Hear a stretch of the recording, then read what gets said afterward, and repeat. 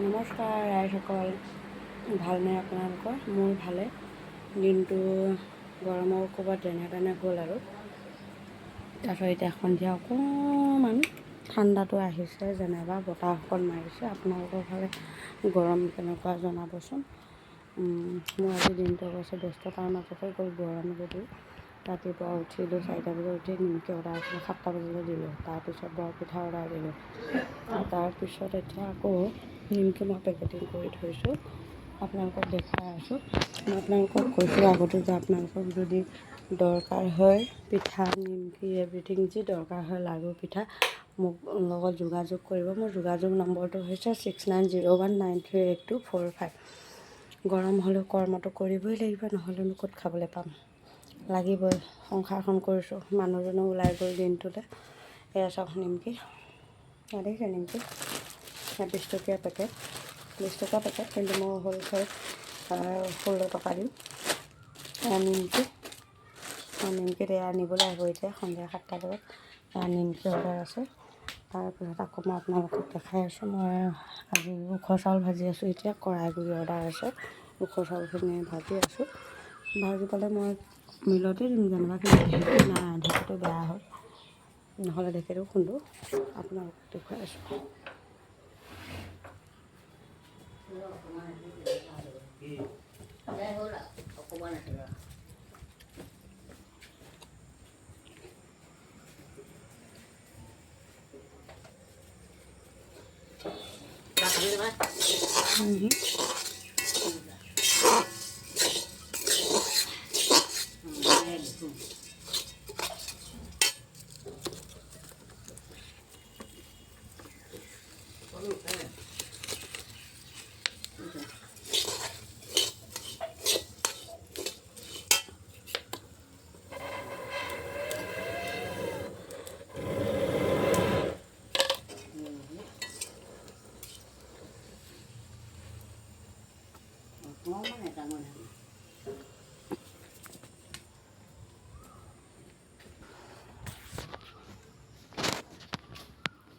দেখিলে নে ৰাইজ, মই কড়াইগুড়ি ভাজি আছোঁ।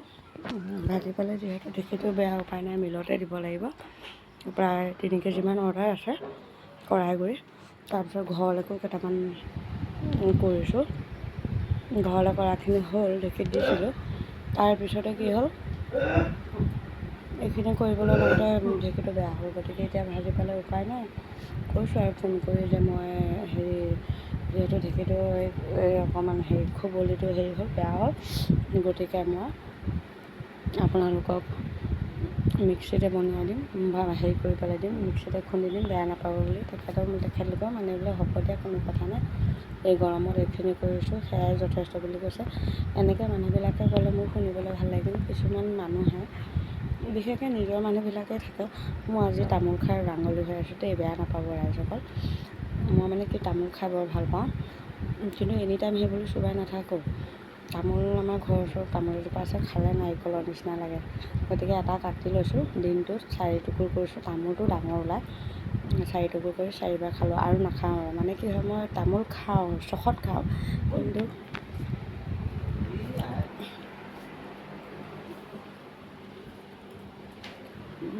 তামোল খালে কি হয়, মোৰ ডিঙিটো কি হয়, খজুতি ধৰে। কাইলৈ ৰাতিপুৱা যে পূৰা ডিঙিটো খজুতি ধৰে, মানে এলাৰ্জি আছে। তথাপিতো কি মানে মন যায় যে, সেইকাৰণে খাওঁ আৰু। তাৰপিছত এতিয়া মই কৈ আছোঁ যে মোৰ কি হয়, কৰ্মটো চাই কিছুমানে ভাল পায়, বহুতে ভাল পায় যে তুমি এনেকুৱা কষ্ট কৰে। কিন্তু কিছুমানে কি কয় জানে, যে গেলা গৰমতো কেঁচুৱা পেলাই টকাৰ কাৰণে ইমান কষ্ট কৰিব লাগিব। কষ্টটো কৰিছোঁ, কাৰ কাৰণে কৰিছোঁ? ল'ৰা ছোৱালীকেইটাৰ কাৰণে কৰিছোঁ। আৰু যদি মই সংসাৰখন কষ্ট নকৰাকৈ মই চলাব পাৰিলোঁ হয়, তেতিয়াহ'লে মই কষ্ট নকৰিলোঁ, ঘৰতে বহি বহি খালোঁ হয়, যেনেকৈ কিছুমান মানুহ খায়। কিন্তু মই এতিয়া যিহেতু চাকৰি বাকৰি নাই, একো নাই। আগতে মই টিউশ্যন কৰিছিলোঁ, কিন্তু এতিয়া মই টিউশ্যন নকৰোঁ, কাৰণ টিউশ্যনত কি হয়, কিছুমান পইচা মোৰ মাৰা যায়। কিন্তু ইয়াত মই এতিয়া ব্যৱসায়টো কৰিলে লাগে যি 2 টকা এটকা পাওঁ, মই লগতে পাওঁ। আৰু মোৰ খৰচ পাতি, মোৰ ল'ৰা ছোৱালীৰ খৰচ পাতি, মই নিজৰ খৰচ পাতি নিজে উলিয়াব পাৰিছোঁ, বা মানুহজনক কিবা এটা সহায় কৰিব পাৰিছোঁ। আমাৰতো মাইকী মানুহৰ জানে কিমান গোট আছে, কিমান কি আছে, সেইবিলাকত নিদিলেও নহয়, কাৰণ গোটকেইটা আছে কাৰণে ঘৰখন সংসাৰখন চলাব পাৰিছোঁ। কিন্তু কিছুমান মানুহে মানে বিশেষকৈ নিজৰ মানুহখিনিয়ে কয় যে কাম নাই আৰু এইবিলাক কামতে লাগি থাকে এই গেলা গৰমতো। গতিকে কোৱালৈকে কৈ থাক, মই সেইবোৰ মানে ইম্পৰ্টেণ্ট বুলি নাভাবোঁ। মই মোৰ কৰ্ম কৰি যাওঁ। আৰু যদি সঁচা কথা কওঁ, অৰ্ডাৰ এটা পালে মানে কি আপোনালোকে হয়তো ভাবিব যে পইচাৰ লোভত বুলিয়ে কওক বা যিয়ে নহওক, মানে কষ্ট কৰি পইচাকেইটা পোৱাটো যেতিয়া পাওঁ তেতিয়া বৰ ভাল লাগে। নিজৰ পচন্দৰ বস্তু এটা ল'ব পাৰিছোঁ, ল'ৰা ছোৱালীক দিব পাৰিছোঁ, মানুহজনক দিব পাৰিছোঁ, শাহু শহুক কিবা এটা দিব পাৰিছোঁ। গতিকে বেলেগে জ্বলি কৰিতো লাভ নাই। কিন্তু আছে কিছুমানে এনেকৈ মোক কয়, বেয়া লাগে। কিন্তু যোনে যি কয় কওক, মই মোৰ কাম কৰি যাম। আপোনালোকে মোক আশীৰ্বাদ কৰিব আৰু এনেকৈ আগুৱাই যাব। আৰু মোৰ ভিডিঅ' ব্লগবোৰ চাই ভাল লাগিলে লাইক কৰিব, কমেণ্ট কৰিব, শ্বেয়াৰ কৰিব। আৰু কিবা ভুল ত্ৰুটি দেখিলে মোক মেছেজ কৰিব, যাতে মই সেই ভুল ত্ৰুটিবোৰ শুধৰাব পাৰোঁ। আৰু আশীৰ্বাদ সদায় কৰিব আপোনালোকে। এগৰাকী বোৱাৰী হিচাপে যে মই আগুৱাই যাব পাৰোঁ মোৰ নিজৰ কামত, তাকেই আপোনালোকৰ পৰা অনুৰোধ কৰিলোঁ। শুভ সন্ধিয়া বুলি কয় মোৰ চমু ব্লগটো ইয়াতে সামৰিছোঁ। ধন্যবাদ।